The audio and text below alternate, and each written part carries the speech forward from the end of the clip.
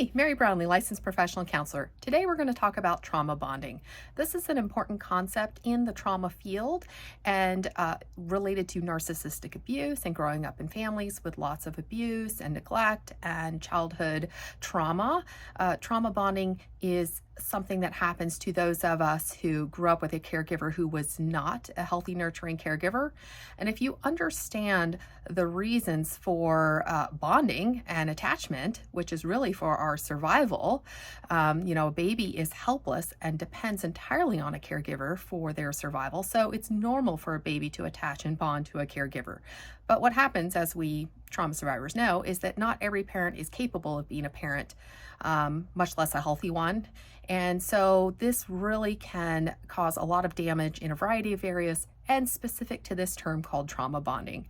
And the reason why it's so important to know about this particular concept is it helps us to be aware as trauma survivors what has happened, also so that we don't blame ourselves. It's validating to know kind of how this process occurred and that it wasn't our fault. And also it's helpful for us to understand trauma bonding in general so that we can spot abusive relationships in the future and not engage in them. So this is kind of an important concept to cover. And what I'll be doing today is covering 12 different ways that you can spot and know whether you have indeed been in a relationship that has trauma bonding. And I'll also talk about towards the end how you can heal from a trauma bonded relationship. And just to normalize as well that if you grew up in an abusive family, it is very likely that indeed you were trauma bonded with your parent or caregiver who was abusive. That would be normal. Again, you had to bond to your caregiver to have your survival and attachment needs met. That's just how our brains are wired, and it wasn't your fault that your parent could not meet your attachment needs. So without further ado, let's get started and flesh this out a little bit more.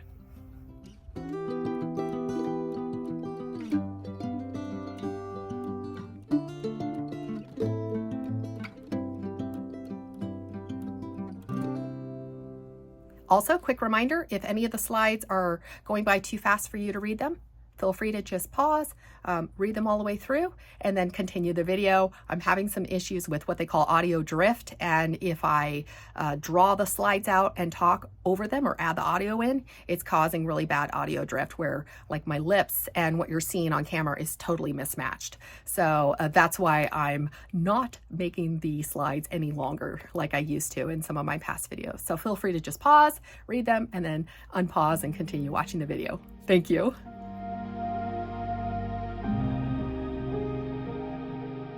Let's talk a little bit about the attachment process and why it is that children idolize a parent even when that parent might be very abusive. So if any of you have grown up in an abusive family, you might have noticed that there is a variety of responses between you and your siblings. For example, in my family, very much so, I was the one from a young age who kind of saw the abuse and who attempted to get some change in the family system through like communication and dialogue. I was never successful at that. And in fact, I was scapegoated very much and called out to be, the problem child or the too sensitive one or the crazy one, for example. But my siblings, for example, very much followed right after my abusive father and took his side and very much I was isolated essentially, and I had no support system because they very much supported him. So why does that happen? Trauma bonding. That's why it happens. So if you have some of those dynamics in your family as well, trauma bonding will explain why this occurs. So one thing that I learned years ago as I was doing my own healing process is this concept that for a child to truly understand at a young age, and we're not developmentally capable of this at young ages, which is why it doesn't occur.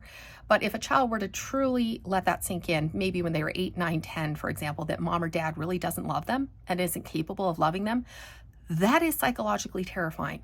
So terrifying that as children, we don't do that. So what we do is internalize and blame ourselves. And we point the finger back at ourselves and we say, oh, it's my fault that mom or dad is mad at me. It's my fault that mom or dad hit me. It's my fault that mom or dad screamed because, I'm a bad child and I'm unworthy. And fundamentally, it's me who's the problem.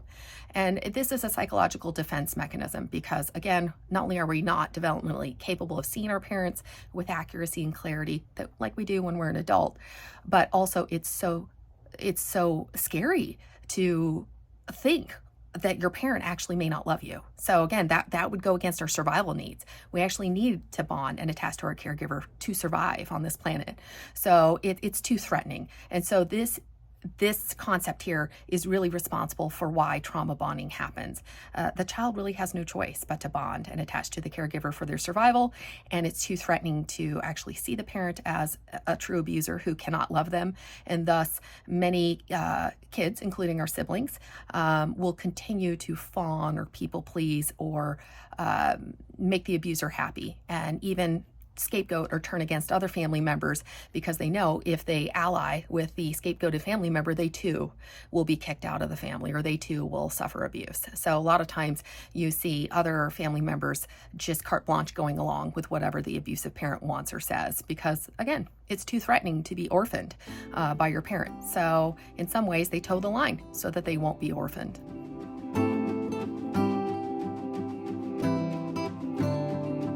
Another concept too that I found really helpful when I learned about it was the idea that right along with, many of our siblings or other family members toe the line with the abuser, but the idea is too, as children, again, not only was it threatening to recognize that our parent couldn't love us, but actually it was a way for us to maintain some semblance of control to blame ourselves, because at least we could change ourselves, right? And so that's what a lot of us did as kids.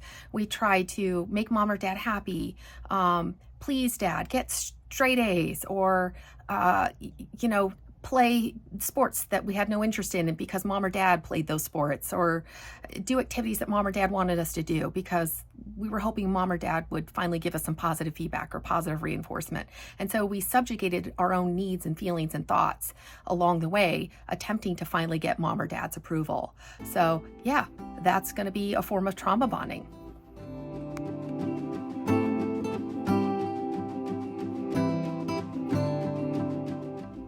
Okay, the number one out of 12, that you might be able to recognize that you are in a trauma bonded relationship is when you don't recognize that their behaviors are harmful or inappropriate. So this goes back to what I was saying very commonly about abusers or other family members, our siblings, for example. None of them are recognizing or talking about or speaking about abuse happening. In fact, usually it's rug swept and there's secret keeping and gaslighting us and blame shifting back onto us. So it's very common for abuse survivors at first when they come to therapy to not believe that they were abused. They literally gaslight themselves and they come in like, no, I wasn't really abused. No, my dad only punched me in the face a few times, but really I deserved it. Or, our reality has been so undermined by our families of origins that we don't even trust our own perceptions or thoughts or feelings. And so what we have done is, again, we've put the abusive family's perspectives of what was right or correct on top. And our actual perceptions and reality of what actually happened to us, we not only put it at the bottom, but sometimes we toss it right in the garbage in favor of the abuser's perspective. So this is very common in people who are trauma bonded, that at first they don't even recognize just how badly they've been abused. And it's not until they talk to a therapist or a neutral third party who hears about their experiences and are like horrified that they begin to say, oh, I didn't realize that was abuse. Oh my gosh. I mean, I've had so many clients when they've seen my face at various times when they're telling stories, they did not know that what they experienced was abuse. They would not have classified it as abuse, but it was most definitely abuse. So yeah, in abusive families, you're definitely going to have gaslighting the victim's reality, blame shifting back onto the victim. Essentially the victim's feelings, thoughts, and perceptions are completely tossed in the garbage in favor of the rest of the family members' perceptions of what is right and what's wrong. So it's very common for abuse victims to not only blame themselves for any emotional response they might have had to the abuse, but also be very fearful of speaking out. For example, victims don't speak out, right? They are silenced routinely because they're afraid of being shunned or ostracized or rejected or further criticized or humiliated or abused. Any number of reasons. So yeah, this contributes to the trauma bond.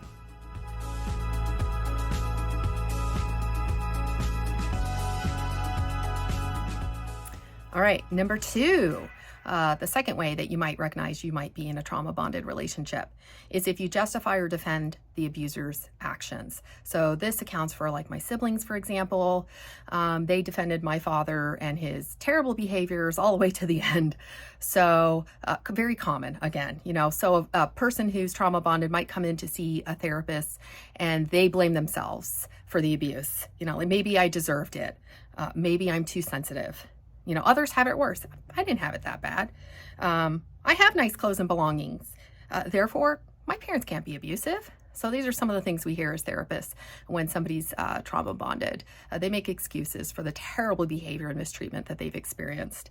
And again, some of the things that contribute to these experiences in our families is that questions and our individual perceptions and thoughts and feelings are not tolerated. Right? We're not allowed to be different and have different opinions, thoughts, and feelings. So any questions of maltreatment, etc., is going to be punished or criticized or shamed, or something bad is going to happen. So we know as victims in abusive families to stay silent because bad things happen when we speak up. There's cult-like dynamics in the family. So again, who gets to make the rules in the family? Who gets to establish what status quo is in the family? Not the victim. It's the abusers, and anybody underneath the abusers who are the enablers who look the other way, and essentially there's no accountability for the abuser. They can continue to do whatever they want to do. They have the power. So there's cult-like dynamics in the family. Disagreement or seeing things differently is threatening. So again, the family, the status quo in the family is going to be very threatened if you see things differently. That's what happened to me. A lot of us black sheep scapegoats, we did see things differently and we did have a difference of opinion, and that was not tolerated. So cult-like families where trauma bonding occurs, you're not allowed to have a difference of opinion. That's not allowed. You're not allowed to see things differently. You're not allowed to speak about the abuse. Secrecy and rug sweeping is completely normal in family systems like this.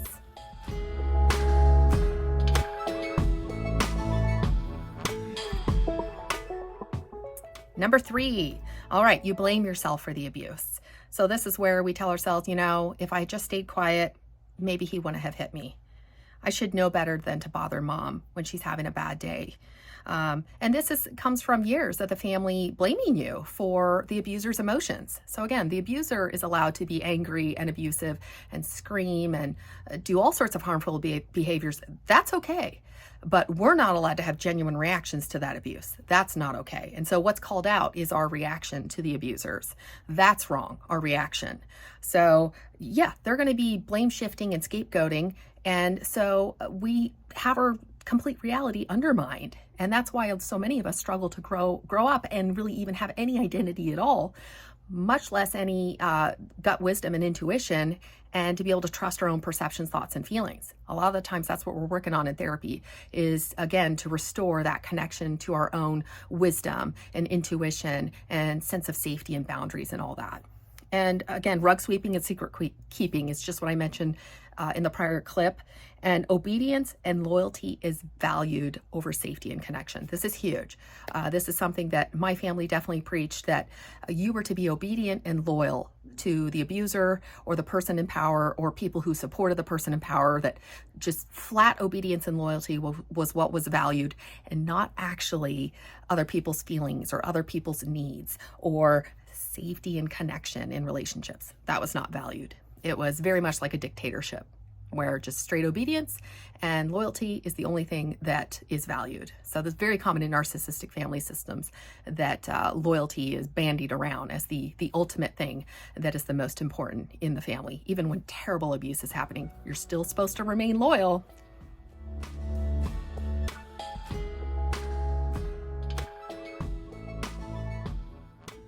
All right, number 4. Abusers oftentimes grow up thinking that the parents' behaviors is loving. right? We don't have any other reference or frame of mind that's different. We haven't had other experiences when we're very young with other families. So we think our family's normal. It's not really until you get outside your family of origin. And maybe you have good friends that you spend time at their houses or sleepovers, or maybe you go on vacation with some cousins or something like that.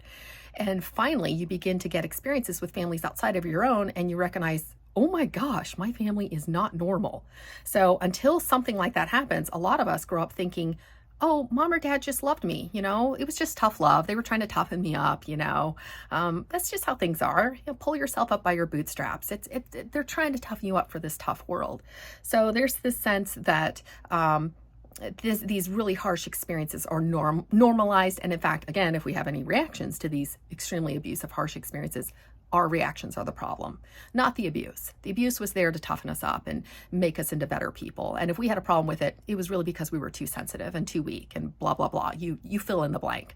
So yeah, that's another reason that we're trauma bonded.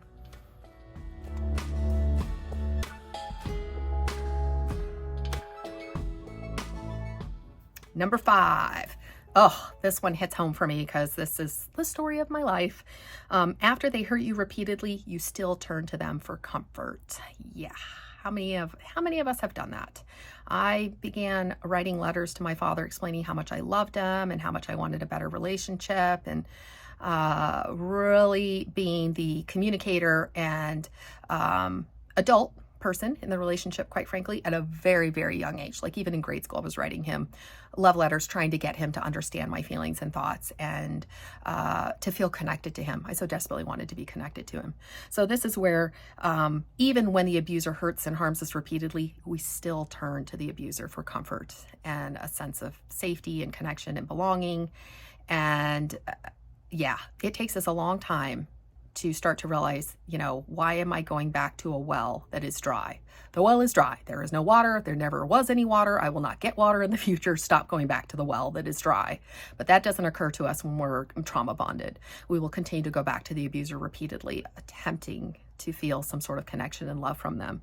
So that's a fawn response, fight, flight, freeze, fawn. Fawn is the 4th trauma response, where you're people pleasing and then giving in to the abuser, trying to keep them happy. Very much a fawn response, which is based in our survival.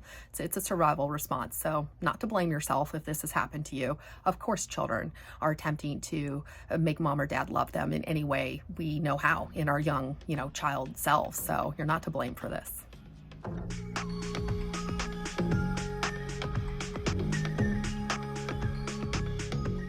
All right, number 6. This one is where you cannot trust your own wisdom, gut intuition, feelings, and perceptions. So I bet a lot of you can relate to this one. Again, our reality from the time we're very, very young has been undermined by the entire family system and the abuser. So we're not going to trust our own gut intuition, and what we see with our own eyes and hear with our own ears, for example, we will still undermine. Even when we've seen or experienced abuse firsthand, we have a tendency to trust the group or the abuser to define what actually happened. So it really, you can think of this is like Stockholm syndrome and brainwashing, that if you tell somebody who's too young, really developmentally and brain-wise, to think for themselves, you tell them from a very young age that they're the problem, they literally are going to believe that they're the problem. So it's very normal for us to grow up, be an adult, and have no clue that we were abused, and that our own thoughts, perceptions, and feelings about what happened to us were actually accurate at the time, and the family was totally gaslighting us into believing something different for their own agenda, right? They have an agenda, and that doesn't involve people being empowered and knowing their own thoughts, feelings, and minds, because they wouldn't be able to control you if you knew your own thoughts, feelings, and mind. So that has to be undermined in children who grew up in abusive families. They rewrite reality. They rewrite history. You'll see lots of lying and just straight up making up stories to fit the abuser or the family's agenda. And reverse projection here is a common thing that happens too. So this is where a lot of us victims get stuck in our healing process, and we stay around the abuser for far too long because we really are kind and thoughtful people. And we assume, incorrectly, but we assume that other people are like us and that other people actually do want love and connection. And so this mistaken assumption is what drives us to continue to give the abuser chances, or to continue to go back to the abuser in hopes that something in them will be touched on a heart level and they will open their heart to us. Yeah, that's not going to happen. Again, the well is dry. It's always been dry. It takes us a long time to figure that out. And until we figure that out, we keep going back to the dry well because we are assuming that the well has water. We have water, so we think they have water. No, they don't have water. So this is something we have to learn the hard way as well. And another sign of trauma bonding.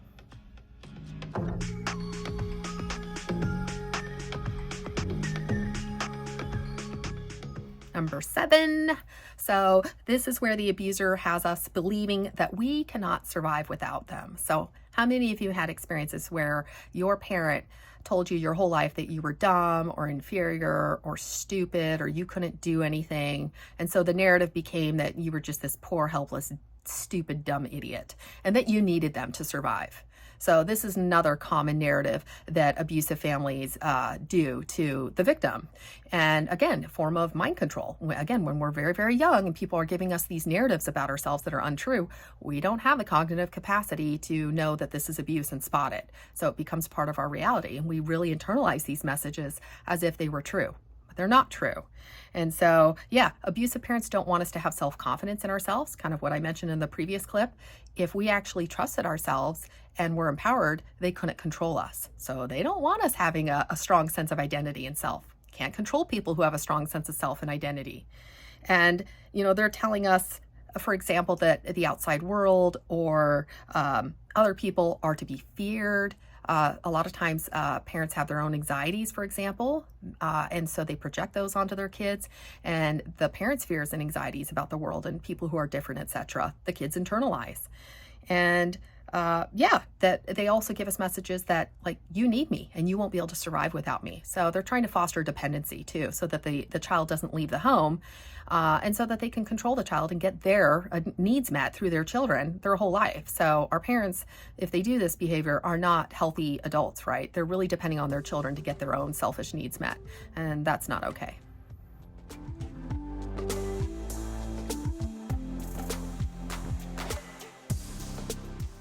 Number 8. Okay, this one is another one that hits home for me. This is where we hold on to hope that they will change and that they will finally love us. And we hold on to that hope for way too long. Way too long. Oh my gosh, how long did I hold on to this? So this is where we're twisting ourselves into pretzel knots, just changing who we are to try to fit the abuser's, perspective of what we should or should not be doing. We attempt to please them. We're masking all the time and not our authentic self around them because we can't be our authentic self around them.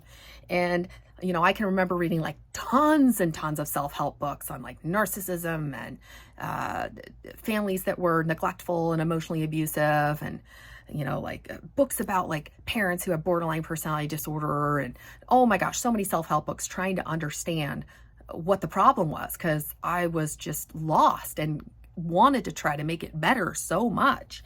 And, we're constantly trying to fix ourselves, for example.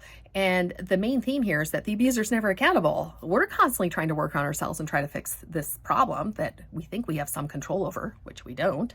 And notice that the abuser is never accountable. They're not buying self-help books.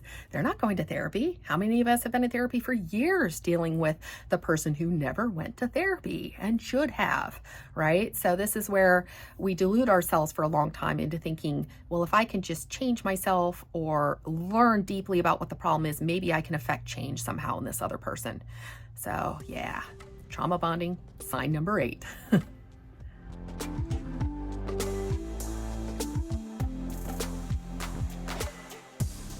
All right, number 9. So this is where we accept any tiny sign of love as a sign that they are not abusive and maybe they do love us. And so we stay and we stay and we stay and we stay. So this is called intermittent reinforcement. And this is something that is known in the psychology field as far more addictive than just reinforcement that happens every single time. So they've done this with like rats and other animals where you just reinforce them by giving them a treat once in a while. And what happens is you'll see the pattern of behavior go way up in the rat that's trying to figure out the pattern to get the treat. And so here's the rat just frantically, doing the behavior that they're trying to train because the rewards have been only intermittently reinforced. So that means reinforced here and there, not every single time. They're not getting the treat every single time. It's just once in a while.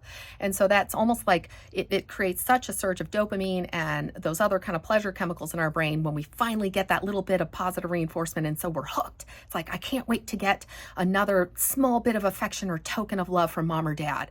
And so this is very much how abusers operate is they're not abusive 100% of the time. And every once in a while, they'll do something kind or nice. And so it fools us into thinking, oh, there's hope.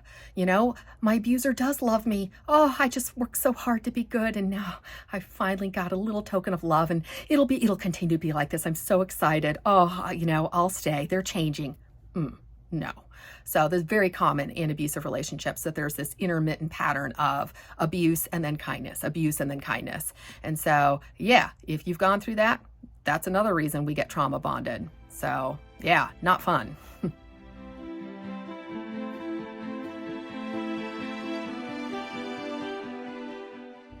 All right, number 10, this is where our world gets smaller and smaller and we don't have support systems outside of the abusive family or the abuser.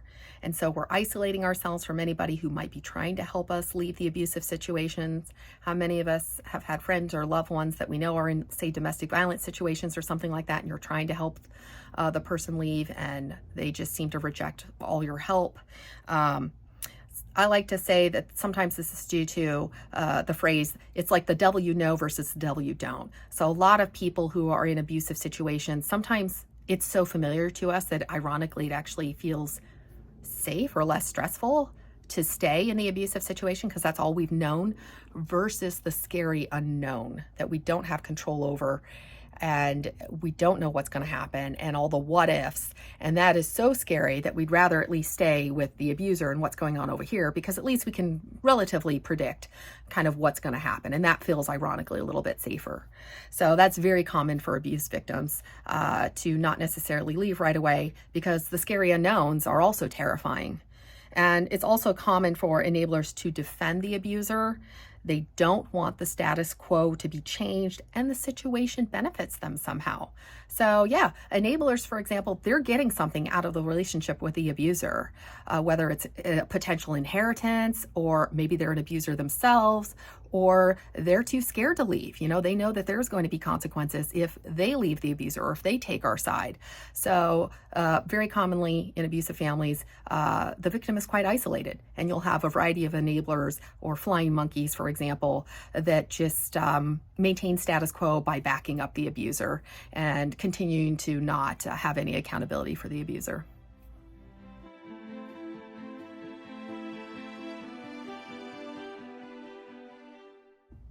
All right, number 11. So we have zero say in the relationship and our voices are effectively silenced. This is another sign that you're in a trauma bonded relationship. If there's a power imbalance and you have no power in the relationship and the abuser or the abusive family has all the say and all the control, you are definitely in an abusive dynamic. And another really key sign, I think, is when the dynamics of having control over people is valued instead of interconnectedness and collaboration and sharing of power dynamics, for example. So yeah, abusers don't want us empowered. They don't want us having a voice. They want to maintain power at any cost. And so power imbalances are another sign of trauma bonded relationships.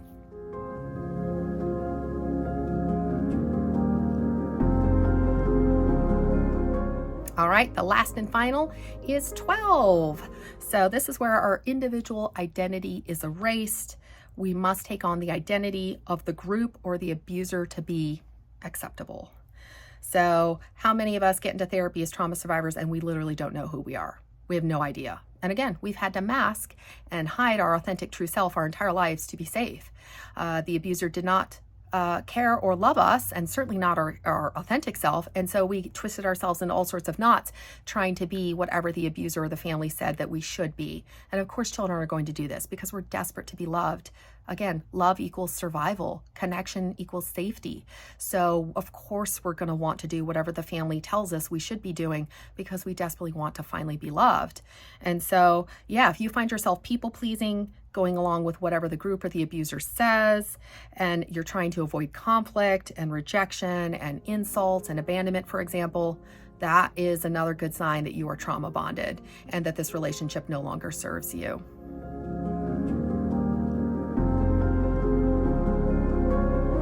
All right, one of the most important things that I think is needed to get out of a trauma bonded relationship is to recognize that you're not going to be able to do this while you're still directly involved with the people who have done all of this enormous damage to your identity and sense of self and emotions and all of that. It's not going to happen if you're connected with the abusers or the family. So it is important to go at least no contact for a period of time while we do good therapy work with a trauma therapist, because what's going to happen is with that space, a lot of that connection between you and them is broken, and you finally have space inside your own mind to begin to develop thoughts about what's important to you, goals related to where you'd like to go in life, and who you are as a person begins to develop.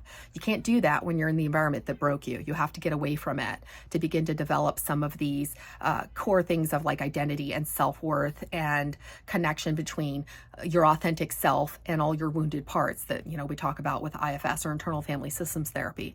So if you are in a trauma bonded relationship, A, get yourself a really good trauma therapist who understands these dynamics, and B, I give you permission to go no contact at least for a period of time while you're healing, so you can begin to get to know yourself and to know what's important to you and to know what safety feels like. And then maybe you'll have better information about which direction you'd like to head next, whether it's low contact, no contact for the rest of your life, a blend of in between or something like that. Give yourself time to really begin to know yourself and what's important to you. You deserve that at the very least. And then you'll have better information to know which direction you would like to head in for the future. So if you found this video helpful, again, please like, subscribe. I so appreciate it if you've been able to watch this all the way to the end. Your support is so appreciated, and I look forward to seeing you in the next video. Take care, everyone.